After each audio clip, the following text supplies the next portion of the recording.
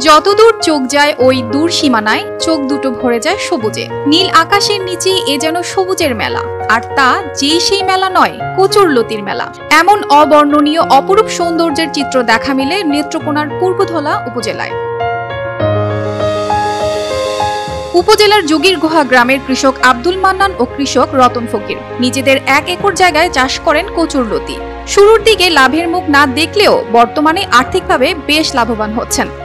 15 জন লোক নিয়ে কাজ করেছি, ওরাও লাভবানিত, আমিও লাভবানিত। উপজেলা কৃষি অফিস তাদের প্রশিক্ষণ দিয়ে এই প্রকল্পের মাধ্যমে ক্লাস্টার আকারে করেন প্রদর্শনী সহায়তা। তাদের এই সফলতা দেখে স্থানীয় অন্যান্য কৃষকরা শুরু করেছেন লতি চাষ। শুরুতে সবাই আশার মুখ না দেখলেও এখন অনেকেই লাভবান হচ্ছেন। কৃষি অফিসাররা আমারে প্রশিক্ষণ করাইছে, প্লাস কিছু সহযোগিতা করছে। এখন বর্তমান সময়ে আমি 50 কাঠা জমি বাণিজ্যিকভাবে লতি চাষ করছি। সানবিট সব দিবে সামাল। সানবিট ম্যাজিক প্রেস ডিশওয়াশিং এর মাথা ঘোরানোর সলিউশন। তারা যদি আরো সহযোগিতা বাড়ায় দেয়, আমি আরো বেশি করে উদ্বুদ্ধ করে করতে পারবো না। কৃষি বিভাগের প্রশিক্ষণ ও প্রণোদনায় প্রতি একর 40,000 টাকায় লিজ নিয়ে 4 একর জমি চাষাবাদ শুরু করেন মান্নান ও রতন। রাসায়নিক সার ও পরিচর্যা বাবদ খরচ 8.5 লাখ টাকা। 20 লাখ টাকারও বেশি বিক্রয়ের সম্ভাবনা রয়েছে। নিম্ন মধ্যবিত্ত কৃষকদের এমন লাভবান প্রকল্পে ব্যাপক সাড়া ফেলেছে এলাকায়।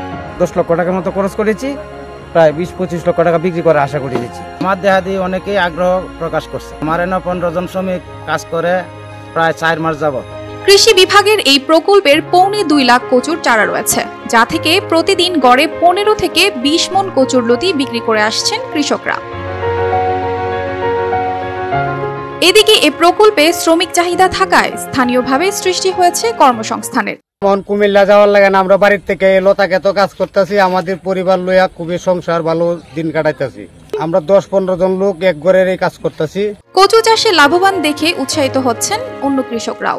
লতা শ্বাস হইতেছে, এই শ্বাস থেকে আমরা দেখতেছি প্রচুর পরিমাণ লাভবান হইতেছে। আমরাও চাচ্ছি যে আমরা যে জায়গা গুলা আছে এইগুলাতে আমরা লতা চাষ করব। ভবিষ্যতেও কৃষকদের অর্থকরী ফসল হিসেবে সহায়তা অব্যাহত থাকবে বলে জানান এই কর্মকর্তা। বাণিজ্যিকভাবে চাষবাস বাড়ানোর জন্য আমরা কৃষি সম্প্রসারণ অধিদপ্তর পূর্বধলা নিরলসভাবে কাজ করছি। সারা উপজেলার ন্যায় এইখানেও আরও কিছু সংখ্যক বাণিজ্যিক ভিত্তিতে কন্দাল ফসল উন্নয়ন প্রকল্প, চাষাবাদের সামনের পরিকল্পনা এবং পর্যাপ্ত সহায়তা প্রশিক্ষণ এইগুলো আমাদের অব্যাহত থাকে। কৃষি বিভাগের সহায়তায় আধুনিক পদ্ধতিতে কচুরলতির চাষাবাদে লাভবান হবেন দেশের অন্যান্য কৃষকরা, এমনটাই প্রত্যাশা সংশ্লিষ্টদের। News desk, RTV।